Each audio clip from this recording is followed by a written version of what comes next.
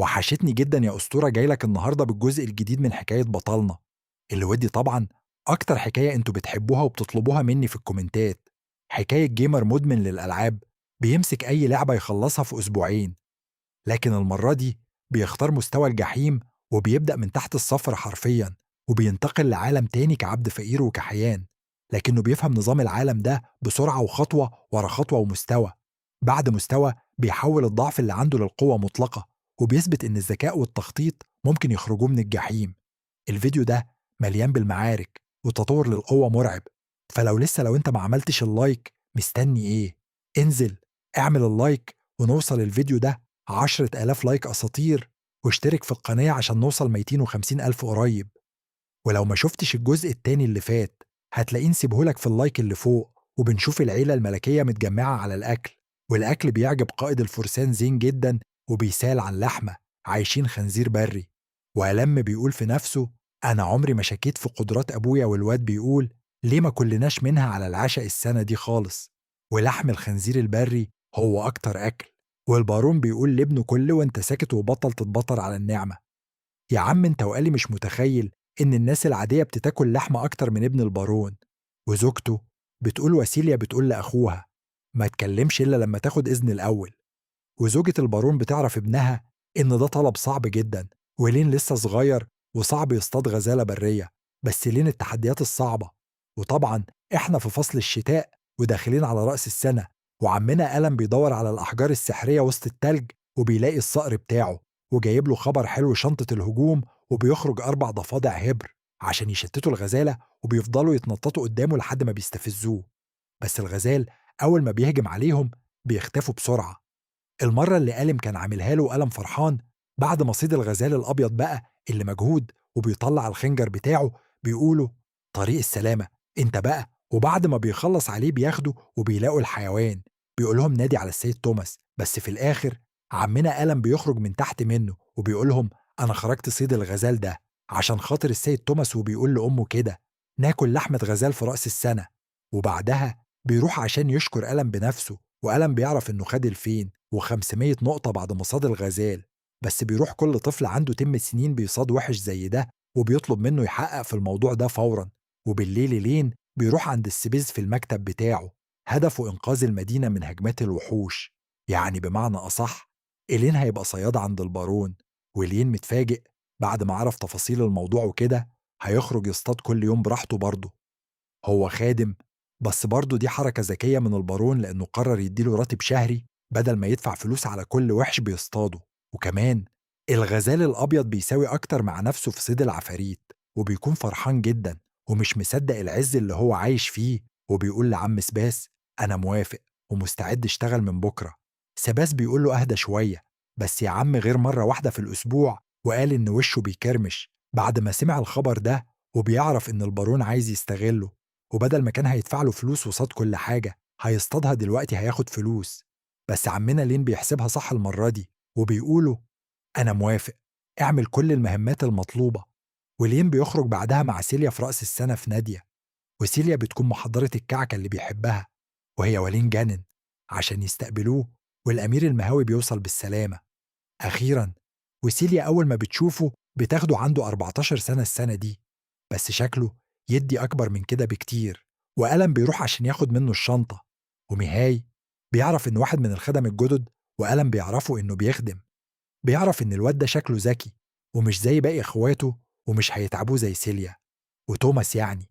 وميهاي جايب معاه التذكار هدية لسيليا، وسيليا بتكون فرحانة جدا وبتقول له يلا لما يكونوا عايشين بخير دلوقتي. وبعدها بيروح يصطاد ديك ضخم في الغابة وبيرجع للطباخ بعد ما خلص النهاردة.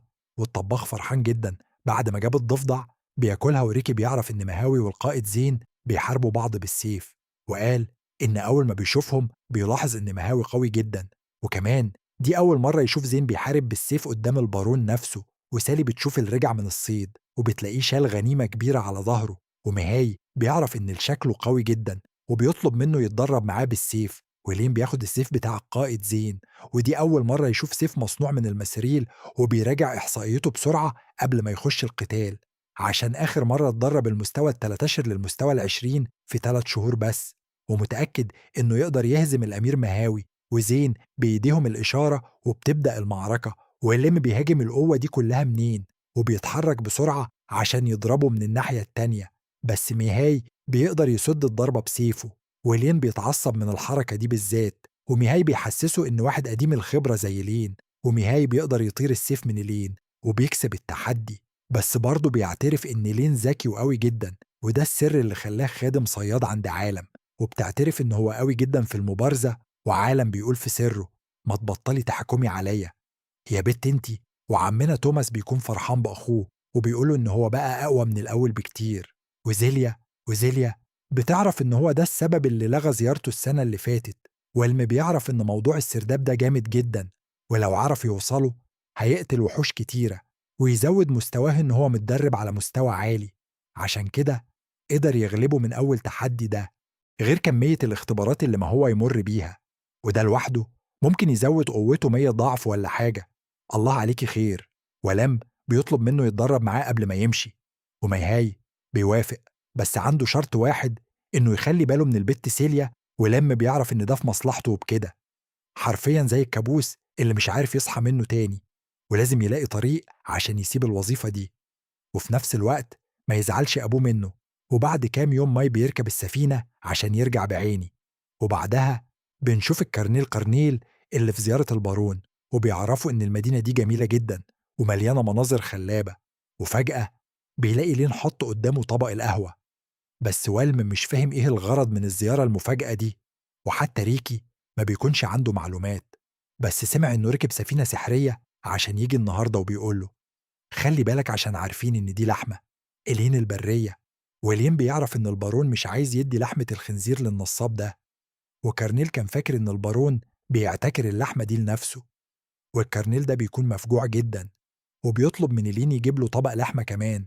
وإلين متعصب من بجاحة الراجل ده واستغلاله ليه، وبيفتكر الكلام مريكي عن مدينة، بس التنين الأبيض مستخبي في الجبال، وعشان كده محدش من الفرسان عرف يخش المناجم بسببه. وده مخلي مدينة البارون بتمر بأزمة اقتصادية، وده بسبب نقصة قرنيل فقيرة لحد دلوقتي.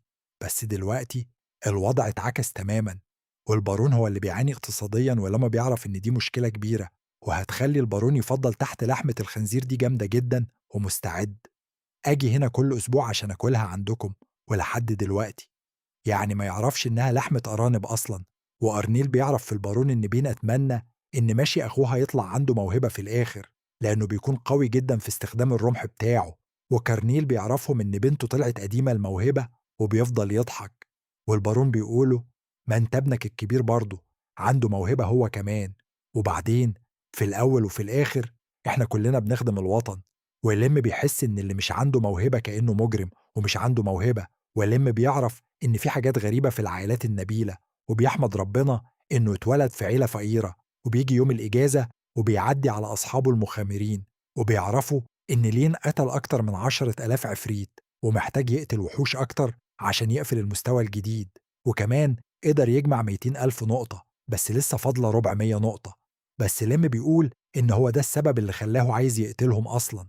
وريتا بتقوله: تعال نروح سوق الأسلحة الأول. ولا فرحان جدا، وأول مرة يخش متجر للدروع، وبيلاحظ إن مهارة التحسين عنده ارتفعت للمستوى الخامس، ومستوى الاستدعاء بيكون ده بشكل ملحوظ، وبيكون فرحان جدا بعد ما اتطور شوية عالي شوية. والوحش يعني بيكون في سابع نومة وعمال يشخر من كتر التعب ومش حاسس بحد خالص. وفي اللحظة دي علم بيطلق النمور بتاعته عشان تهجم على الوحش. الوحش كان وبيقدر يخلص على الوحوش من غير ما يعمل فخاخ ويستخبى، بس بيفتكر إنه مش لازم يطغر في نفسه أبدا، والطريق قدامه لسه طويل. وده عشان رايفن كان هيموت قبل كده بسببهم، وبيطلق بعدها النمور بتاعته عليه. بس بيتفاجئ إن النمور مش بتأثر فيه، حتى وعمنا قال إن على طول بيغير إن جسمها فولاذ ومش بتأثر بالضربات. وبيكون مستغرب إن إحصائيات هجومه 438، بس برضه مش قادر يهزم نملة زي دي. وبيحاول أكتر، بيبص على الإحصائيات بتاعته وبيلاقي إن لو هزمه هيزود نقاط الخبرة بتاعته. وبيلاحظ إن مستوى الذكاء بتاعه عالي جدا، وبيراهن إنه يقدر يستخدم التعويذة السحرية بتاعته. عندك شوية أسئلة فعلا بيعرفوا إنه محتاج يعرف حاجة مهمة، وبيساله إذا كان عنده القدرة على استخدام التعويذة ولا لأ. وسيليا بتقول: أنت بتقول إيه يا عم لين؟ هو مش أنت ما عندكش لوريا وبيعرفوا إنه لو حط إيده عليها ونورت كده هيتأكد إنه عنده موهبة السحر فعلا، ولا إن بيحط إيده على الكورة ولكنها مش بتنور، وبيفضل يحاول أكتر من مرة فرحان جدا لأنه بقى قوي